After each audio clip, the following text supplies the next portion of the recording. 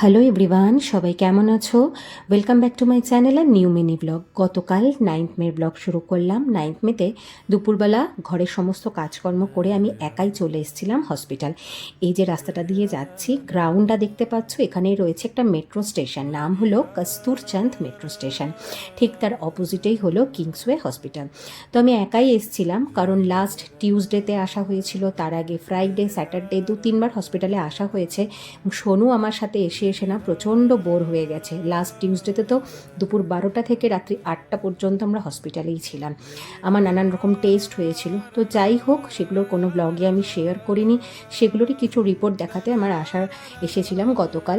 তো ফার্স্ট ফ্লোরেই যেহেতু orthopaedic surgeon বসেন, সেগুলোই কিছু রিপোর্ট দেখানোর ছিল। আমি আর লিফটের জন্য ওয়েট না করে সিঁড়ি দিয়ে সোজা ওপরে উঠে আসলাম।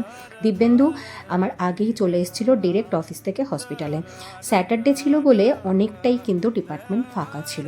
তো খুব তাড়াতাড়ি আমাদের রিপোর্ট দেখানো হয়ে গেল। আমার ব্লাড টেস্ট সাথে এমআরআই অনেক কিছু টেস্ট হয়েছিল লাস্ট টিউসডেতে। তো সেগুলো দেখিয়ে গাইনি ম্যামকে দেখালাম। সেখান থেকে ডিরেক্ট চলে আসলাম ডেন্টাল ডিপার্টমেন্টে, ইএনটি ডিপার্টমেন্টে। সেখানে আমার লাস্ট সিটিং ছিল রুট ক্যানেলের। সেটা সমস্ত কিছু করে একদম নিচে চলে আসলাম গ্রাউন্ড ফ্লোরে। এখানে একটা ছোট্ট ক্যাফে আছে, সেখান থেকে এসে একটা ছোট্ট মিনি পিৎজা নিলাম।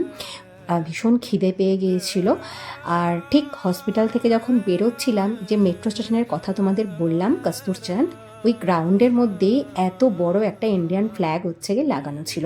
তোমরা ভিডিওতে কতটা বড় বুঝতে পারছো জানি না, তবে বিশাল বিশাল বড় ফ্ল্যাগটা লাগানো ছিল। আর এত অপূর্ব দেখতে লাগছিল, কি বলবো।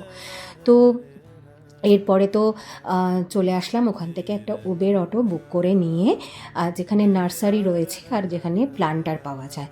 তো সেখানে এসে আই এম তো অবাক, কি এত সুন্দর সুন্দর সেরামিকের সমস্ত ছোট বড় মাঝারি কত রকমের যে প্লান্টার রয়েছে, আর তার সাথে ঘর সাজানোর জিনিস।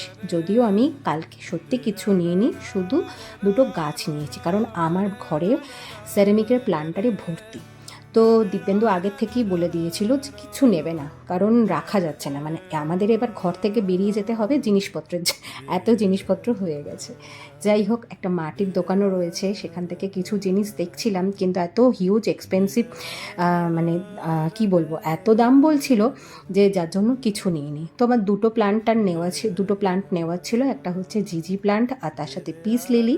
তো এই দুটো নিলাম, নিয়ে ওখান থেকে ক্যাব বুক করে বাড়ির দিকে রওনা দিলাম। কারণ গতকাল সোনু আমার সাথে যায়নি, আমরা দুজনেই গিয়েছিলাম।